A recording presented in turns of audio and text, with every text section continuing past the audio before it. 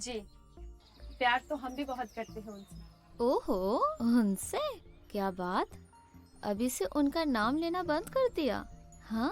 क्या भाभी, अब बहुत नटखट है। अच्छा सुन, यहाँ पर काफी मौके मिलते हैं ना, कभी कुएं से पानी निकाला है क्या रोहित के साथ? अरे बता ना, आखिर मैं तेरी भाभी हूँ। कहानी की शुरुआत होती है रोहित से, जिसके घर पर उसके दादी की सुबह सुबह मौत हो गई है।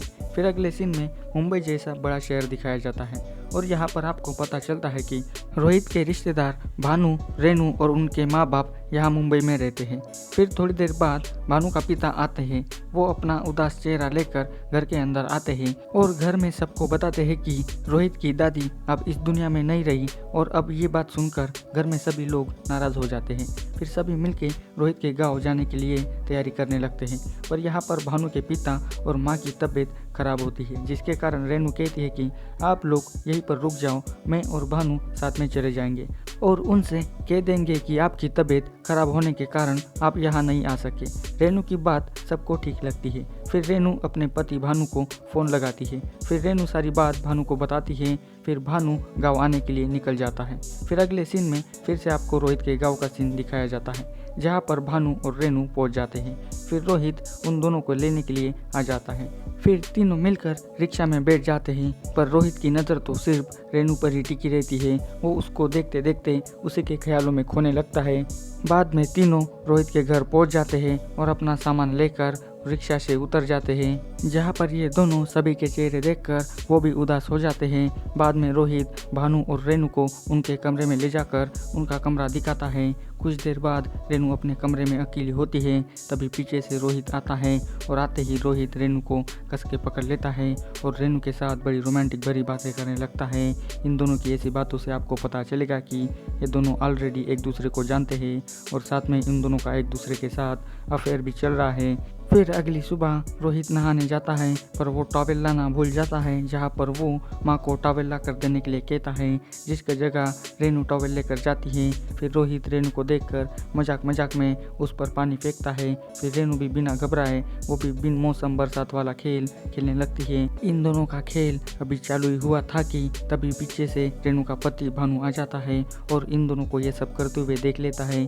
फिर रेनू अपने पति को देखकर वो सीधा अपने कमरे में चली जाती है। उसके पीछे पीछे भानु भी कमरे में आता है। फिर भानु रेनू को कस के पकड़ लेता है और वो उसके साथ रोमांटिक होना चाहता है कि तभी गलती से कुर्सी गिर जाती है और उसकी आवाज़ की वजह से रोहित की माँ आवाज़ लगाती है, जिसके कारण दोनों का रोमांटिक सीन रुक जाता है। फिर बाद में खाना बनाने के लिए रोहित की माँ सब्जियों को काटने लगती है। फिर रेनू भी उनका हाथ बटाने लगती है। रोहित भी इनके पास आकर वहीं पर बैठ जाता है। फिर रोहित की माँ रेनू से कहने लगती है कि मेरे बेटे के लिए भी आपके जैसी एक बहू चाहिए, तो क्या आप मेरे बेटे के लिए आपकी जैसी लड़की ढूंढ पाएंगे क्या? उतने में ही रोहित कहता है कि भाभी जैसे क्यों, आप भाभी को ही कहिए ना, भाभी तैयार हो जाएगी मेरे से शादी करने के लिए। तभी फिर से वहाँ पर भानु आ जाता है और रोहित की माँ से कहता है कि काफ़ी टाइम हो गया है आपके हाथों का खाना खाए हुए। फिर माँ जी और रेनू दोनों खाना बनाने के लिए चली जाती है। फिर खाना बनाने के बाद माँ जी और रेनू सबको खाना परोसने लगती है।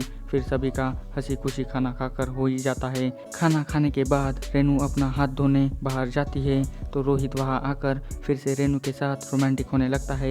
वो रेनू को अपनी बाहों में पकड़ लेता है कि तभी फिर से वहाँ पर भानु आ जाता है और इसी के कारण रोहित घबराहट के मारे कुछ भी बोलने लगता है। फिर रेनू भी भानु के सामने बातें बनाने लगती है और बातों को घुमाने लगती है। फिर रात को जहाँ पर सभी लोग एक साथ मिलकर खाना खा रहे हैं, फिर सभी मिलकर कहीं बाहर घूमने जाने का प्लान बनाते हैं। फिर आधी रात को भानु और रेनू दोनों ही अपने अंदाज में रोमांस करने लगते हैं, पर स्टार्ट होने से पहले ही भानु ये सब करने से मना कर देता है और थोड़ा वो परेशान हो जाता है।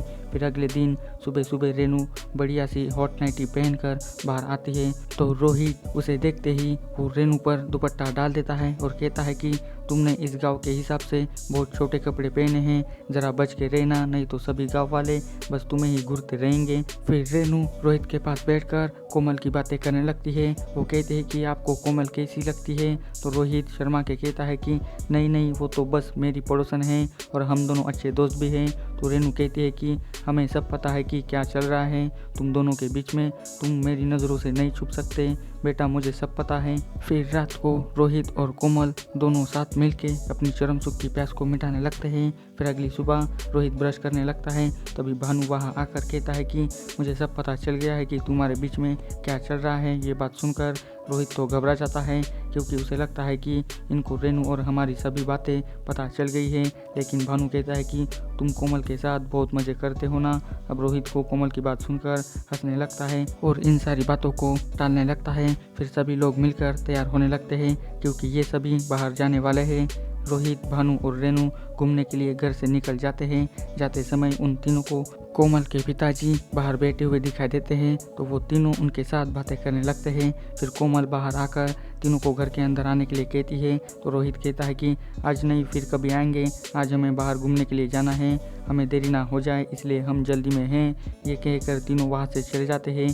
फिर कुछ देर बाद तीनों अपनी जगह पर पहुँच जाते हैं और तीनों छोटे बच्चों की तरह पानी में नहाने लगते हैं। यहाँ पर तीनों मिलकर बहुत ही ज़्यादा मौज मस्ती करते हैं। फिर शाम को रोहित सीधा रेनू के कमरे में घुस जाता है, जहाँ पर भानु वहाँ पर नहीं होता, जिसका फ़ायदा रोहित रेनू के साथ रोमांस करके उठाने लगता है। पर तभी वहाँ पर एक बार फिर से भानु आ जाता है और आते ही भानु रोहित से कहने लगता है कि आजकल तुम तो अपना टाइम ज़्यादातर अपने भाभी के साथ ही निकाल रहे हो। आखिर तुम्हारे बीच में चल क्या रहा है? तुम दोनों का ये सब क्या चल रहा है? मुझे सब बताओ। भानु की ऐसी बातें सुनकर रोहित तो घबरा जाता है और कहता है कि हम तो बस यहाँ अपनी भाभी को टॉवेल देने आए थे।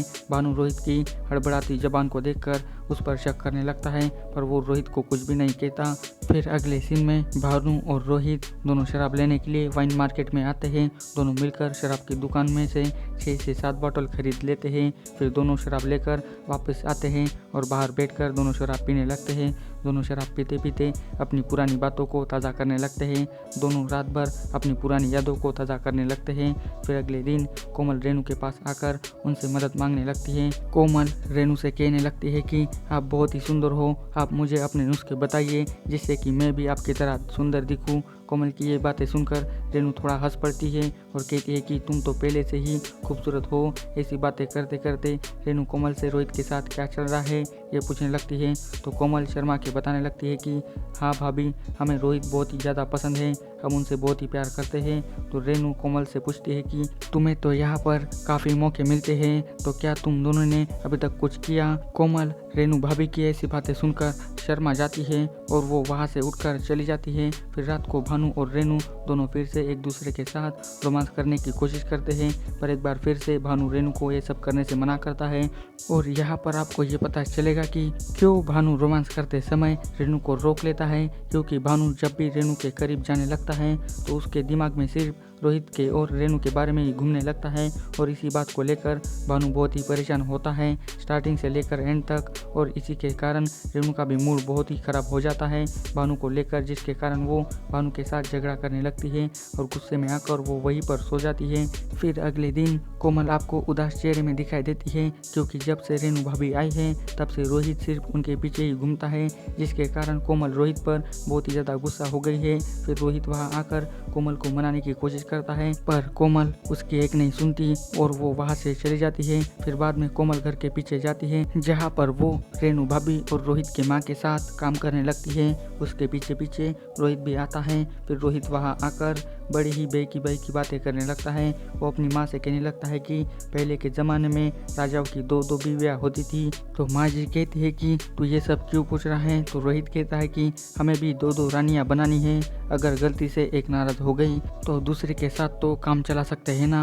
तो उतने में ही रेनू कहती है कि जहाँ आपसे एक संभाली नहीं जाती तो क्या आप सच में 2-2 रानियों को संभाल पाओगे? तो रोहित हंसकर कहता है कि हाँ बिल्कुल, हम रख सकते हैं। फिर रेनू भाभी रोहित से पहली रानी कौन है ये पूछने लगती है। यहाँ रोहित बातों को घुमा के कहता है कि यहाँ हमारा बस नहीं चलता, नहीं तो हम हमारी रानी पहले आपको ही बनाते, पर आपकी शादी तो भानु भैया के साथ हो गई है, अब हमारे पास तो ऑप्शन ही नहीं बचते, तो हम अपनी पहली रानी कोमल को ही बनाएंगे। अब कोमल रोहित की ऐसी बेकी बातें सुनकर शर्माने लगती है और वो वहाँ से भाग जाती है। फिर अगली सुबह किसी कारण की वजह से रोहित की गाड़ी खराब हो जाती है, जिसके कारण गाड़ी स्टार्ट नहीं होती।